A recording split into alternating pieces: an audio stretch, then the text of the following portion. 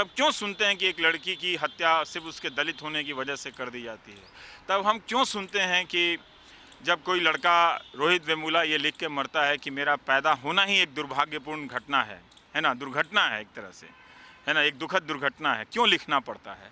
क्यों आपको सैकड़ों ऐसे उदाहरण मिलते हैं कि दूल्हा जा रहा है घोड़े पर और उसे हेलमेट लगा कर जाना चाहिए, जा रहा है। अभी मध्य प्रदेश की घटना थी, राजस्थान से घटना आ जाती है, बिहार से घटना आ जाती है कि लोग जाते हैं, एक ख़ास उच्च जाति के लोग जाते हैं, दलितों का घर जला जाते हैं। दुश्मनी में कोई किसी का घर जलाए, मुझे तो वो बात तब भी समझ में नहीं आती है कि व्यवस्था के होने के बावजूद किसी की हिम्मत कैसे होती है। लेकिन ये शर्म की बात है कि जाति की वजह से वो ये मान लेता है कि वो हमसे कमज़ोर है, तो हम उसको घोड़ी पर चढ़ते हुए दूल्हे को उतार सकते हैं, उसके घर को जला सकते हैं। कौन खड़ा होता है? कोई नहीं खड़ा होता है। 125 साल में क्या बदला है? लेकिन अभी भी जिनके हाथ में ताकत है वो जाति के सवाल को लेकर बिल्कुल नहीं बदले हैं। नहीं तो इतनी हिंसा, इतनी नफरत आखिर कैसे बची रह गई है? बहुत सारी ऐसी जगह हैं जहां पर 2 गिलास वाली सिस्टम है सर। अभी कुछ दिन पहले थोराट और 3-4 लोगों ने जो मिलके किताब लिखी है, उनसे पता चलता है कि 2 गिलास वाली प्रथा तो अब भी है कि आप अपने लिए कुछ और गिलास रखते हैं और दलित के लिए एक और गिलास रखते हैं। हम लोग जितना गांव देहात में जाते हैं, बिहार यूपी के, बहुत से बदले हुए लोग मिलते हैं, लेकिन उनसे कहीं ज़्यादा बड़ी संख्या है उनकी जो नहीं बदले हैं, और उनकी बातों को सुन के लगता है कि शायद ज़माना उन्हीं का है, हमारा नहीं है। मैं नहीं मानता कि अपार्टमेंट में आ जाने से जातिवाद का स्वरूप बदल गया है। अपार्टमेंट बन जाने से हाँ, आपको अगर कोई नोएडा जैसा शहर है तो वहाँ पर आप ये नहीं बता सकते कि फ़लाना अपार्टमेंट दलितों का अपार्टमेंट है। जैसे गांव में कहते हैं कि फ़लाना टोला दलितों का टोला है, या फ़लाना टोला, नहीं, वो तरीका महीन हो गया है। हाँ, जो वो भेदभाव चीज़ें का बदल तरीका गई हैं, है ना। महीन हो गया है। पर अब वो जाकर देखना पड़ेगा कि उस अपार्टमेंट के भीतर कोई अपनी पहचान के साथ रह रहा है। क्या पता कि उसकी संस्कृति का जो मीडिया बनाती है संस्कृति, वो तो बहुलतावादी संस्कृति नहीं है, वो तो एक रस संस्कृति बनाती है। मीडिया की तस्वीरों से जो संस्कृति बनती है, उसमें क्या वो बोल के लोगों के घर स्वीकृत है, आ जा सक रहा है, उसके बच्चे आ रहे हैं, जा रहे हैं कि हम लोग एक दलित हैं। जब तक मैं अपने अनुभव से नहीं जानूंगा, मैं नहीं कहूँगा जनरल बात की ये सारी चीज़ें हो गई हैं। मैं तो यही चाहता हूँ कि हो जाए, कि ऐसा बदल जाए, दुनिया इस तरह से बदल जाए। तो जो लोग ऐसे हो गए हैं उनका स्वागत है दिल से, कि बहुत बहुत शुक्रिया कि वो लोग बदल गए हैं, हम उनको क्यों धक्का दें।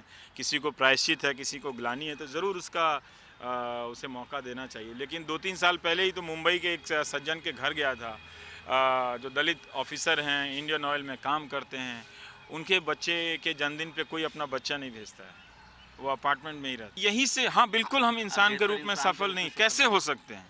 एक बच्चे का जन्मदिन है और वो भी, उसकी माँ भी चाहती है कि वो भी चाहता हो कि मेरी उम्र के सारे दोस्त आएँ। आपने उस बच्चे को डिनाई किया कि उसके, या तो आप जन्मदिन की प्रथा मत बनाइए, मुझे कोई एतराज़ नहीं है उससे, मत मनाइए, कोई अगर नहीं मनाता है तो। लेकिन उसी सोसाइटी में सारे बच्चे जन्मदिन मनाते हैं और सबके बच्चों के घर में जाना चाहिए, रोना चाहिए बैठ के मुंबई वालों को। और वो काफ़ी, मुझे वो मोहल्ले का नाम नहीं याद आ रहा है, वो काफ़ी पॉश इलाका है जहाँ सारे अधिकारी स्तर के लोग रहते हैं। सबके घर में वो फ्रिज और जितना ड्रामा की चीज़ें होती हैं जिनको हम कहते हैं कि इनके आने से, पूंजीवाद आने से लोग बदल जाते हैं, वो सारी चीज़ें हैं।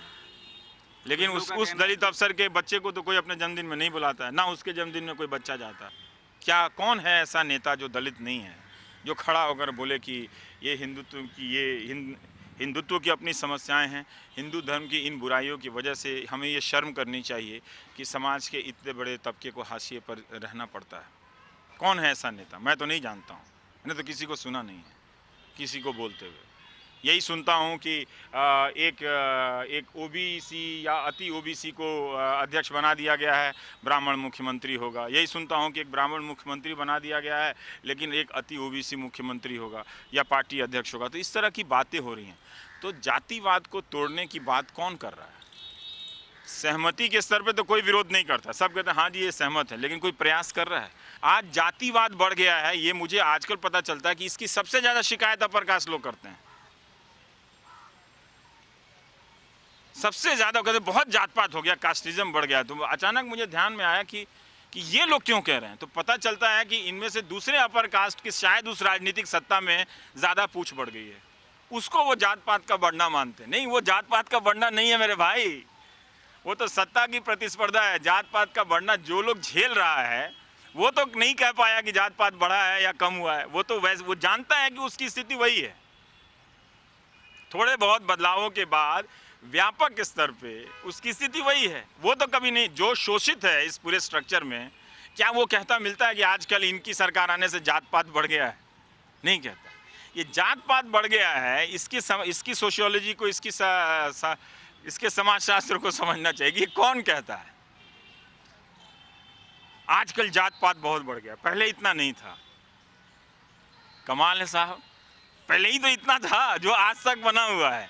मतलब इसी तरह से हमको देखना है कि तर्कों की दुनिया पर, छवियों की दुनिया पर, उस मीडिया के द्वारा जिसमें अखबार से लेकर हर चीज़ होता है, मैंने नेता जो धारणाएं बनाई जाती हैं, सिर्फ मीडिया तो उसका एक माध्यम है। राजनीतिक दल भी अपने लाखों अरबों कार्यकर्ताओं के जरिए एक धारणा बनाते हैं, उसमें अम्बेडकरवादी धारणा की कोई जगह नहीं है।